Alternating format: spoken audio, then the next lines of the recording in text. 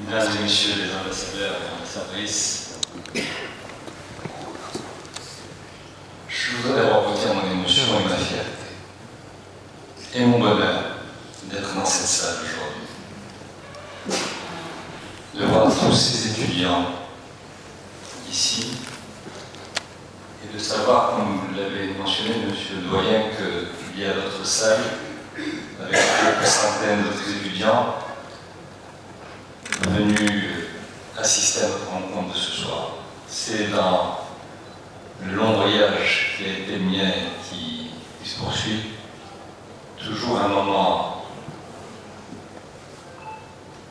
de grande intensité et de grande fierté pour moi et de grande richesse.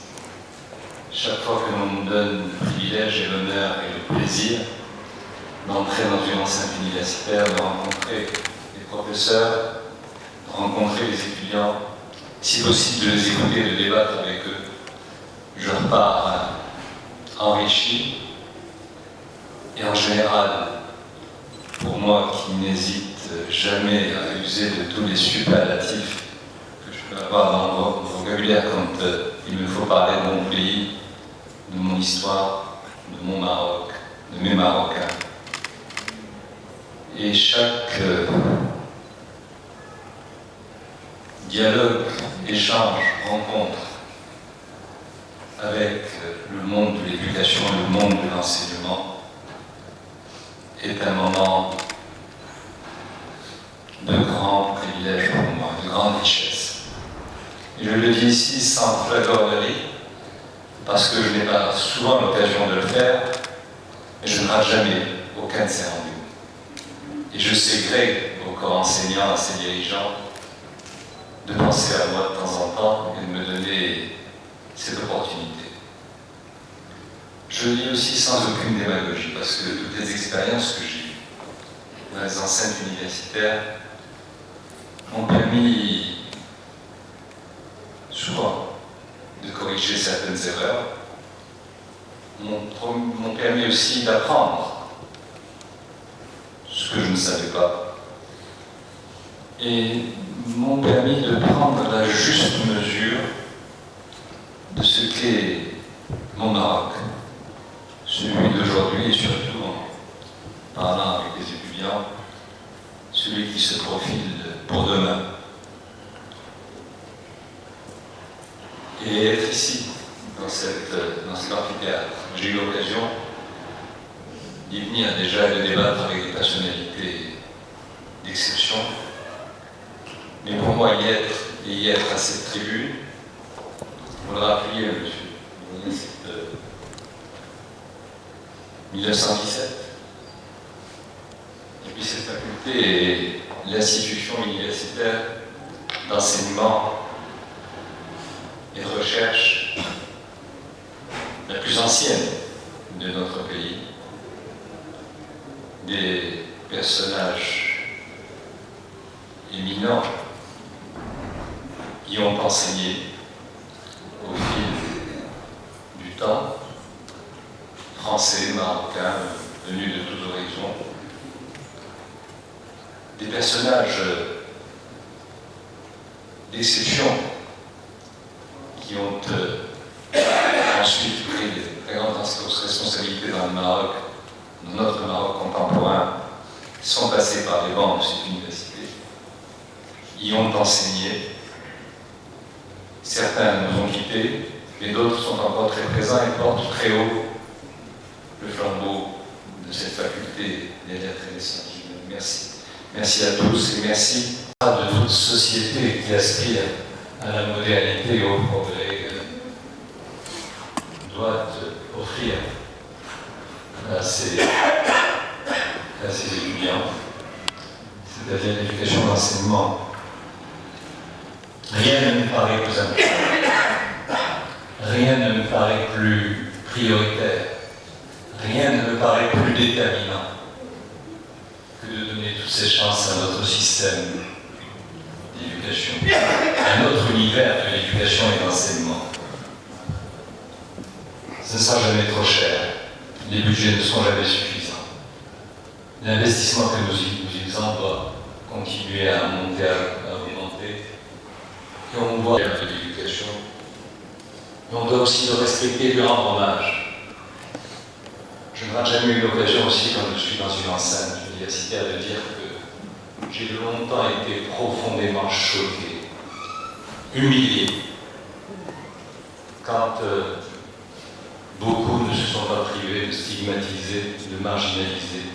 Ne tombe pas, ne s'arrête pas, même quand, je dirais, le meilleur n'a pas été toujours au bout de la route. Mais tout commence, tout est permis, toutes les ambitions sont les bienvenues si elles s'appuient et si elles se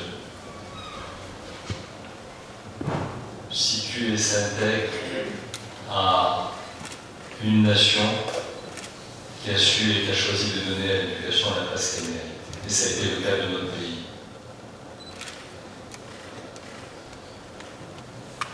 Je suis là pour parler de la diversité du Maroc et de ses enjeux et en même temps de ses atouts ou de ses défis pour demain. Je l'ai fait tellement de fois depuis le lieu et qu'on ne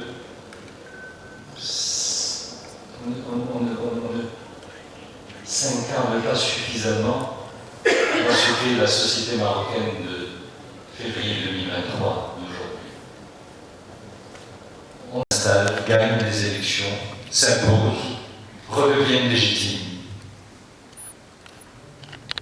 et s'intègre quasi normalement dans ce paysage, dans une communauté des nations qui semble prête à toutes les compromissions, à tous les échecs, à tous les reculs et à toutes les régressions. S'inscrire dans cette tendance qui n'a ni continent, ni passeport, ni religion, ni identité, ni nationalité. Elle est générale, elle est intercontinentale. C'est dans toutes les spiritualités, c'est dans toutes les civilisations, c'est dans toutes les religions. Et Maroc, le Maroc, c'est un autre ADN, ce sont d'autres choix.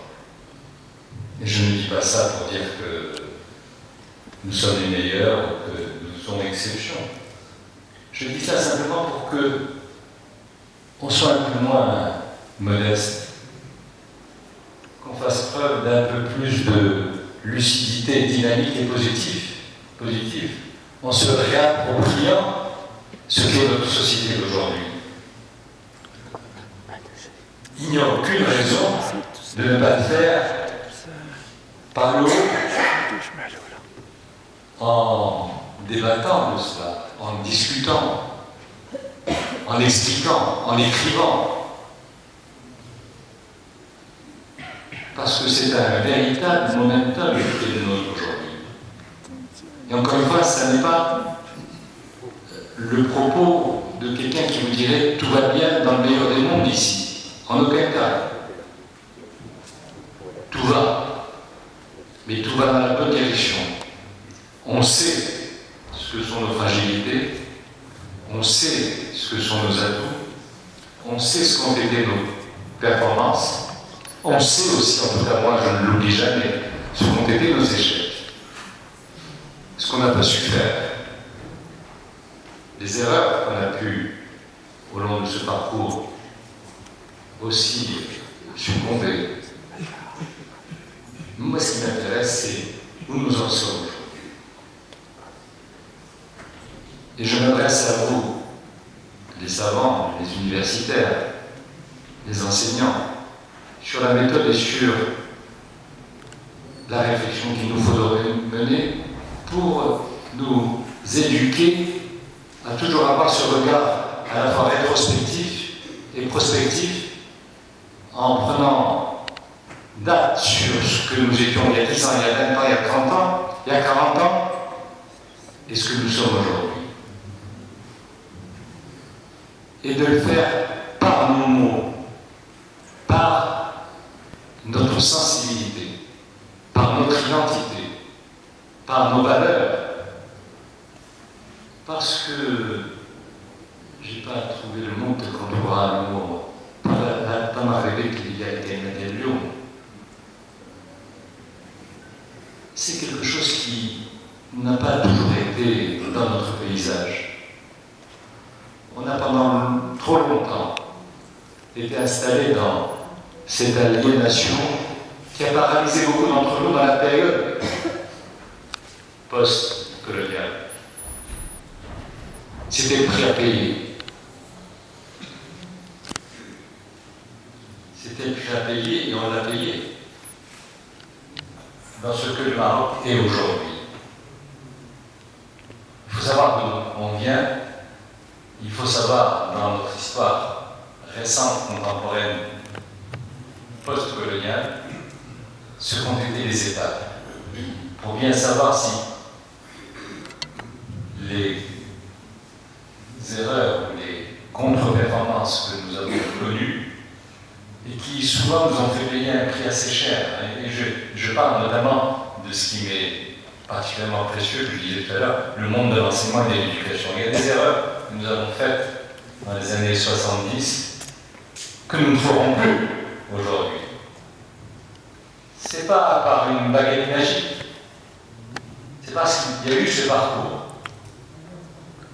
Il y a eu ce parcours, il y a eu cette réalité coloniale, il y a eu ce mandat, il y a eu ce protectorat qui nous a déterminés, qui a fait que nous nous sommes déterminés historiquement à partir d'une réalité qui était certes une parenthèse dans notre histoire plusieurs fois millénaire, mais qui a quand même impacté de façon structurelle et pendant trop longtemps et de façon déterminante ce qu'a été le comportement de beaucoup d'entre nous pendant trop longtemps. Donc, Monsieur le Président de l'Université, aidez-nous à faire en sorte que ce moment de débat, ce moment d'introspection, ce moment de discussion, d'échange, puisse se faire parce qu'il est salutaire. Il est salutaire parce que, pour ma génération, ça nous permettra d'un peu mieux comprendre les contrastes, les paradoxes qui ont jalonné le parcours. Des personnages d'exception qui ont ensuite pris de grandes responsabilités dans le Maroc, dans notre Maroc contemporain, sont passés par les bancs de cette université, y ont enseigné. Certains nous ont quittés, mais d'autres sont encore très présents et portent très haut le flambeau de cette faculté des lettres et des sciences humaines. Merci. Merci à tous.